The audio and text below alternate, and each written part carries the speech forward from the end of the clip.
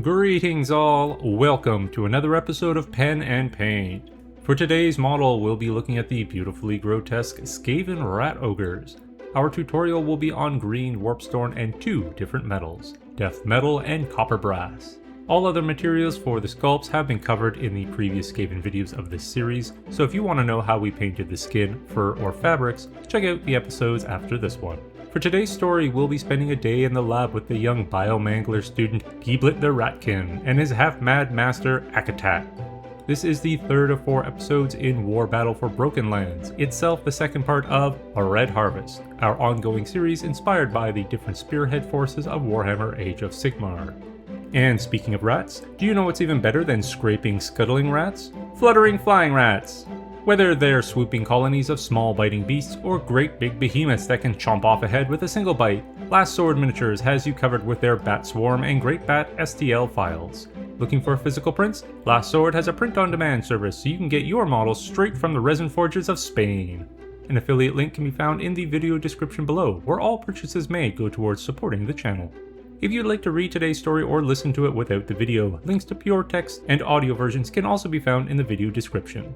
And now, on to the penning and the painting.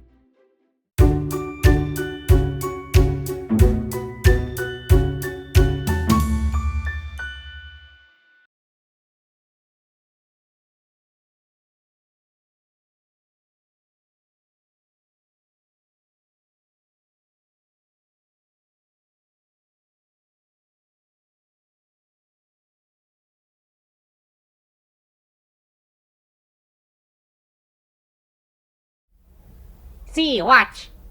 Geeblit made a concerted effort to pay attention. The various sights and sounds, not to mention smells, of the makeshift workshop made the task more than a little challenging.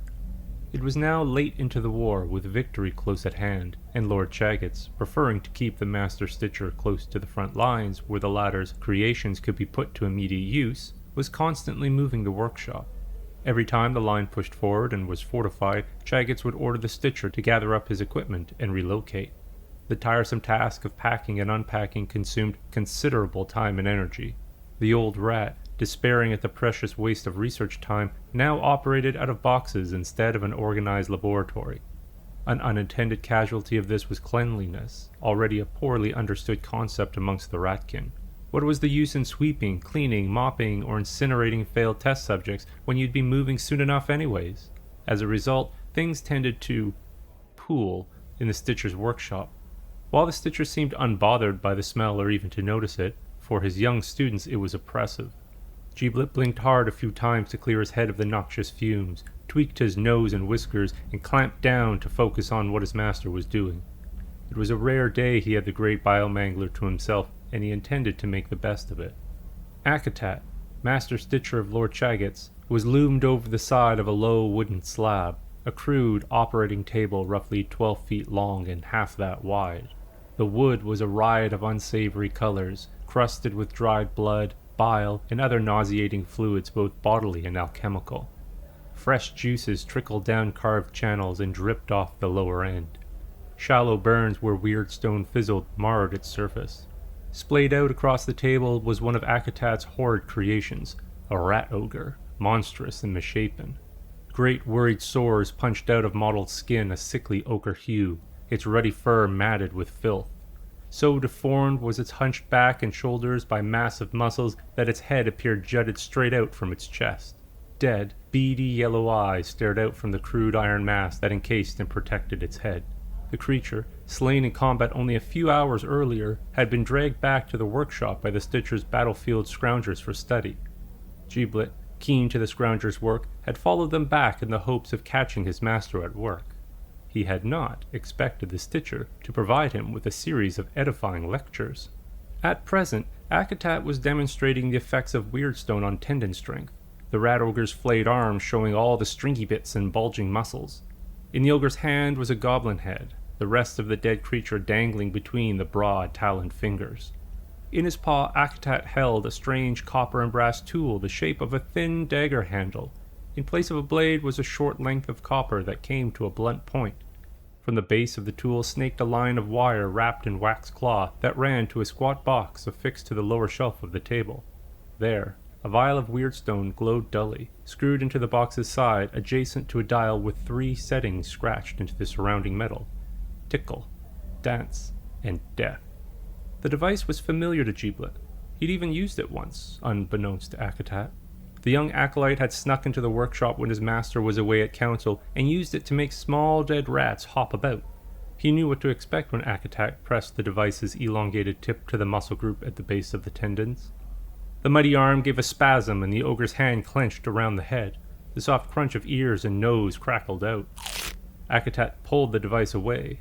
The taloned hand relaxed, revealing the slightly misshapen, though still intact, goblin head. Disappointing, yes? The Stitcher said, raising a brow at his pupil.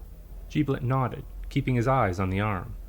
Ogres are strong, yes, but not strong enough to squish goblin heads. Stupid goblins have thick, heavy skulls. Akatat chuckled. Geeblit gave a tired smile and nodded again in appeasement. He knew more than a few ratkin with thicker skulls, many of which were his fellow students. But see what a small little bit of Weirdstone does. Akatat reached into the open mouth of a leather pouch resting on the table, pulling out a shard of the glowing green stone with a grubby paw. Geeblit thought the piece a tad large for the demonstration, but had no desire to interrupt his master, particularly when he appeared to be enjoying himself. Instead, Geeblit surreptitiously raised one of his cloaked arms towards his snout. With a swift, unceremonious motion, the old rat jammed the shard into the same muscle group. He eyed the sight, and when nothing happened, he gave the stone a ginger flick with his claw. Tiny green tendrils slowly spread out from the stone, crawling their way up veins and, more importantly, tendons. With a grunt, he picked up the device. Now see the power might of Weirdstone on strength.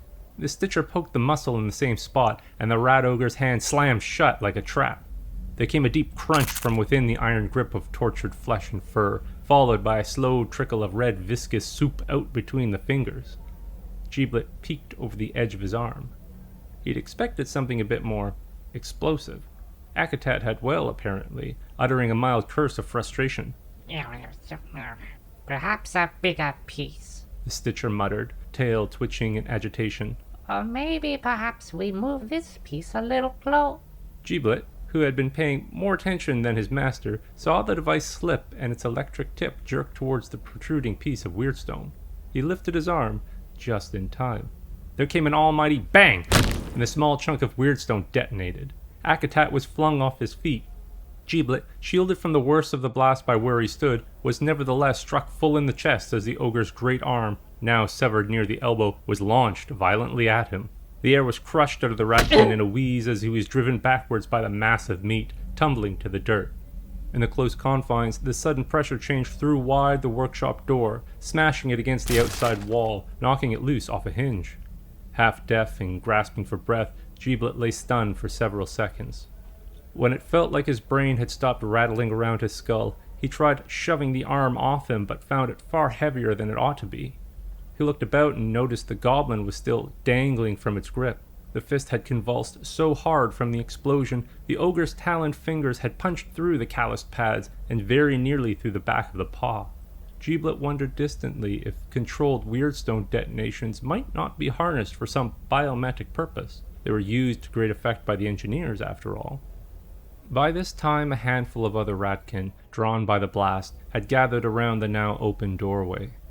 Not to help, of course. Explosions, sudden screams, and other terrible occurrences were regular enough amongst biomanglers, and few would pass up the opportunity to ridicule their colleagues for their failures and misfortunes.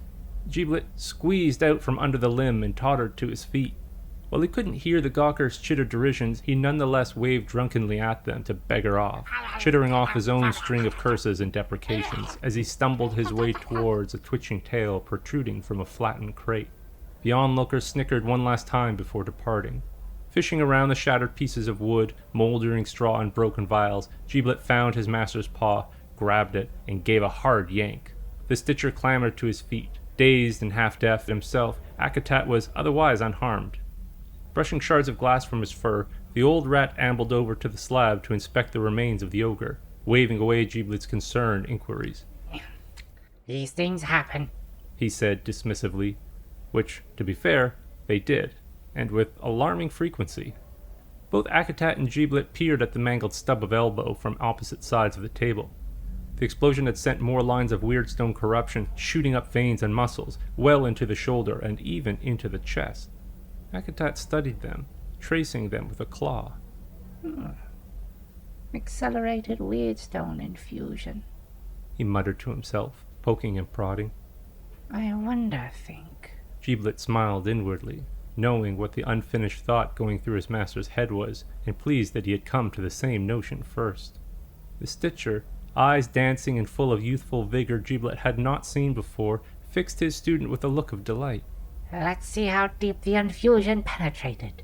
Yes, yes. Geeblit's lips pulled back to reveal a horrid grin full of sharp, jagged teeth. Yes, yes, let's. Their near-death experiences were instantly forgotten in the light of this new discovery. Geeblit rubbed his tired eyes, adding another clotting crimson smear to the dark fur of his face as he stood and stretched. His shoulders and knees popped while his tail gave a stuttering flex. The two of them had been digging around the ogre's insides for several hours, and the young rat had taken a few minutes to rest his eyes. Not Akatat, though.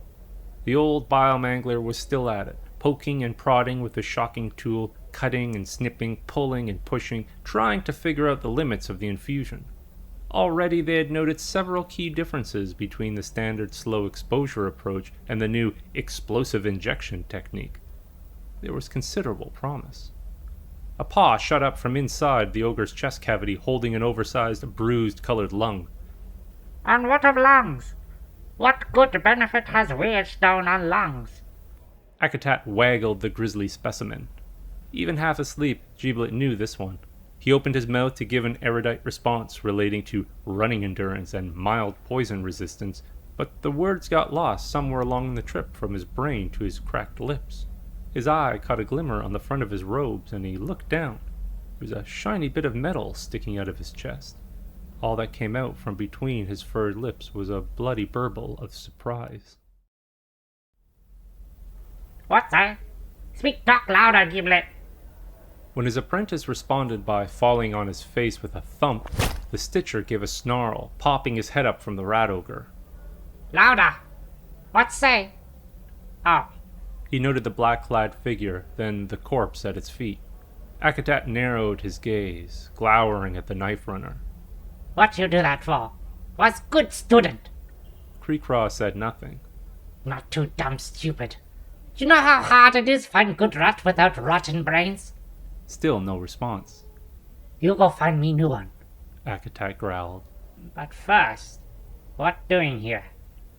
Time for you to leave, Stitcher. His voice was cool, distracted, almost bored. Nonsense. Akatat leave. Akatat have work, he replied, sweeping his arms to encompass the room. I stay. You leave, Creecraw. You want stay? Okay. A dagger slowly rose from behind the master knife runner, held aloft by his murderously flexible tail. Titchfinger says if Akatat wants stay, Akatat stays. He gave the knife a little swish and stab. The Stitcher narrowed his gaze at the dark rat.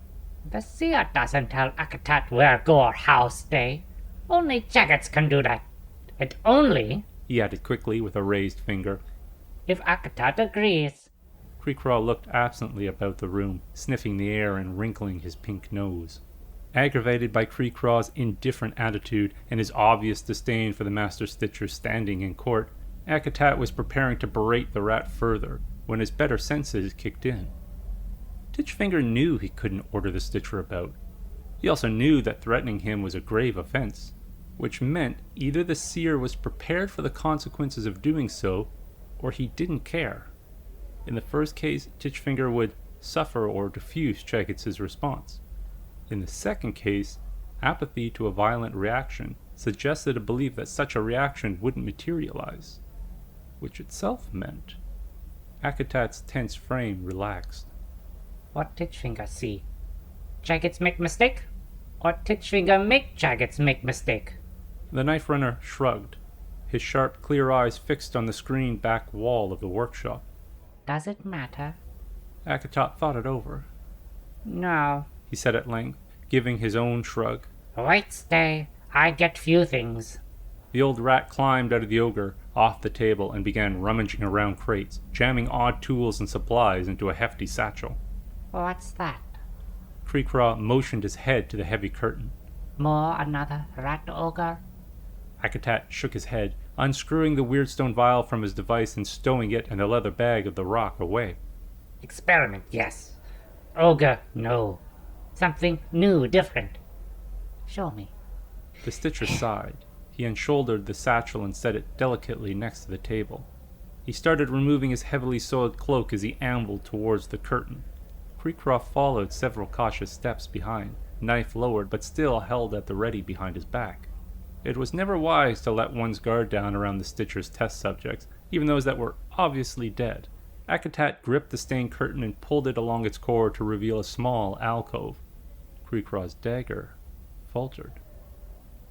The two stood for several moments, the knife runner starved for words, the biomangler with a satisfied look of pride. How did you do this? Creecraw finally croaked out, a look of quiet alarm writ across his normally passive face. He watched the slow rise and fall of the chained beast's chest, which took up most of its body. A vast puddle of drool had formed at the edge of his massive, open mouth, heavy pink tongue lolling out. Akatat eyed the beast. Not sure. You don't know? Creecraw said, incredulous. Akatat bounced his narrow shoulders. Weirdstone and these things don't mix. They kept exploding when I jammed one into the other. This one didn't. One of the unholy creation's stubby legs twitched in the depths of its heavily sedated slumber, and the knife runner flinched. And you don't know why? Was planning more experiments, but... He shot Creecraw a cold eye, sidelong glare. Someone killed murder assistant. Creecraw ignored him. You haven't told Lord Chagits. Was going to tell when figure out, but now... His shoulders rose and fell again, and he turned away, penetrating gaze roaming the boxes. They found what they were searching for, and Akatat began climbing over piled supplies. Now we must leave, and I... The Stitcher struggled with fabric, yanking hard to pull it free. I can't... The material snapped free, and the old rat tumbled to the dirt. He stood, dusted himself off, and pulled the relatively fresh surgery cloak over his head. Can't figure out now. He smoothed the fur on his snout, retrieved his bag, and slung it over his shoulder. We go now. Yes, yes. Creecraw's eyes hadn't left the creature. We go. What about this thing? The Stitcher thought a moment. Then... Let's sleep. We'll break free when wakes. Creecraw finally turned away from the deformed beast, eyes wide. Break free? Break free. Or explode. Someone else will discover, find out. The Stitcher gave Creecraw a mischievous smile. Come, Knife Tail! Akatat cried, turning away and padding towards the exit. If Seer Coward wants run flee, is best do so. Titchfinger always know how to save own tail. The old rat cackled and turned the corner beyond the door. Creecraw gave another look at the Stitcher's latest aberration, wondering whether he should dispatch it before deciding the crazed-brained rat had the right idea. His lips curled back in a vicious smile of his own. Let someone else have a bit of fun with the creature. Creecraw withdrew his tail, secreting away the blade. With one last raised, displeased sniff at the workshop, he followed quickly after the Stitcher.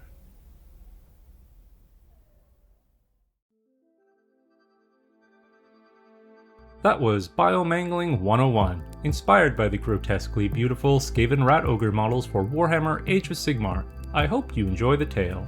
We've got one more episode left to go in the Skaven arc of A Red Harvest, and so one more model in the Gnaw Feast Clawpack Spearhead before turning to a brand new faction. Ooh! As you may have noticed in the intro, we've officially moved into the new painting studio. Yay!